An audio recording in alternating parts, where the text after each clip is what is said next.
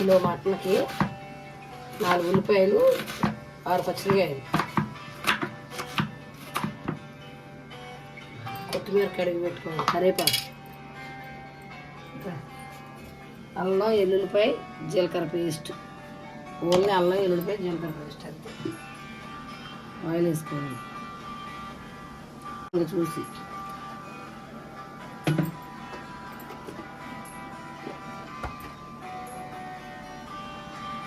పసుపు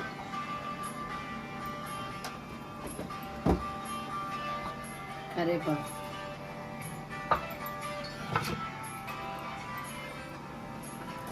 పచ్చిమిర్చి ఆనియన్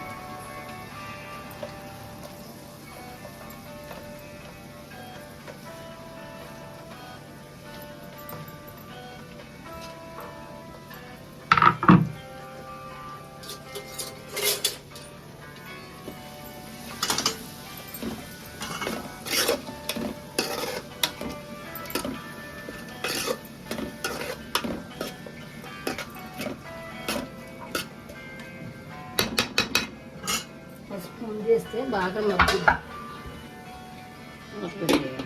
కాసేపు మగ్గనివ్వాలి మొత్తం అల్లం వెల్లిపాయ పేస్ట్ వేసుకుందాం ఫ్రెండ్స్. ఆ పక్కన కనబడుతుంది కదా ఇది రావు జావా ఇప్పుడు తాగడానికి. ఇప్పుడు అల్లం వెల్లుల్లి పేస్ట్ బాగా కలుపుకుందాం.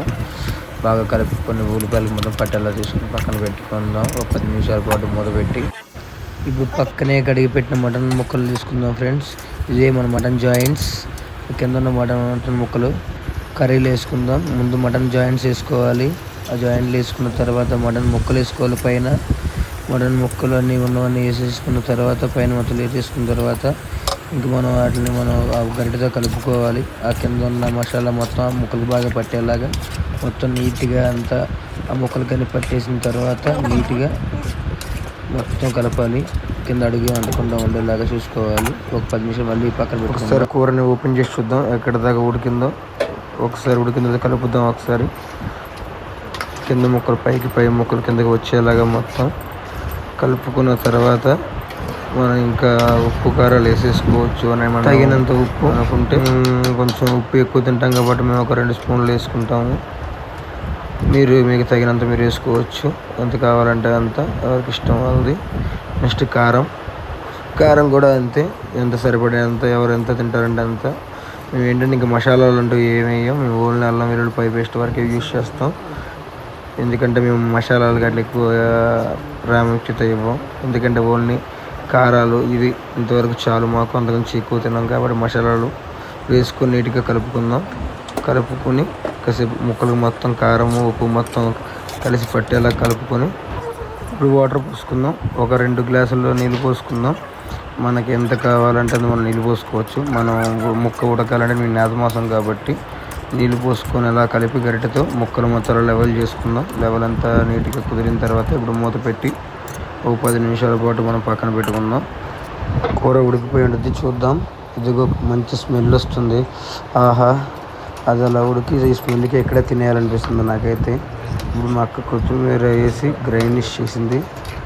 మొత్తం ఇంకా ఆల్మోస్ట్ అయిపోయిందంట. ఇంక ఏమీ లేదు. ఇంకా ఆల్మోస్ట్ కింద దించేయచ్చు.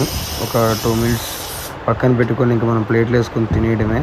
ఎప్పుడెప్పుడు తిందామా అని చూస్తున్నా. పక్కన కుక్కర్లో వెజిటేబుల్ బిర్యానీ రెడీ అవుతుంది. 2 వేసుకొని తింటూ ఉంటుంది. ఒక నిమ్మకాయ కానీ ఒక ఉల్లిపాయ కానీ పక్కన పెట్టుకుంటే ఈరోజు సండేకి కరెక్ట్గా ఉంటుంది కాంబినేషన్. ఈరోజు మన మటన్ నల్లి బొక్కల కర్రీ రెడీ ఫ్రెండ్స్. ప్లేట్లు వేసుకొని తిని అక్కడ టేస్ట్ ఎలా ఉందో చెప్దాం రండి. వేసుకున్నాను, టేస్ట్ చేస్తున్నా, ఎలా ఉందో చూద్దాం. మా అక్క వెయిట్ చేస్తుంది ఎలా చెప్తానా ఏంటా అని. నేను వెయిట్ చేస్తున్నా ఎలా ఉందో కూర అని. సూపర్ ఉంది ఫ్రెండ్స్, మామూలుగా లేదు. అలాగా తింటుంటే ఉంది మామూలుగా టేస్ట్. ఇట్లా ఇప్పుడు పీస్ టేస్ట్ చేద్దాం. ఇదిగోండి మన మటన్ జాయింట్.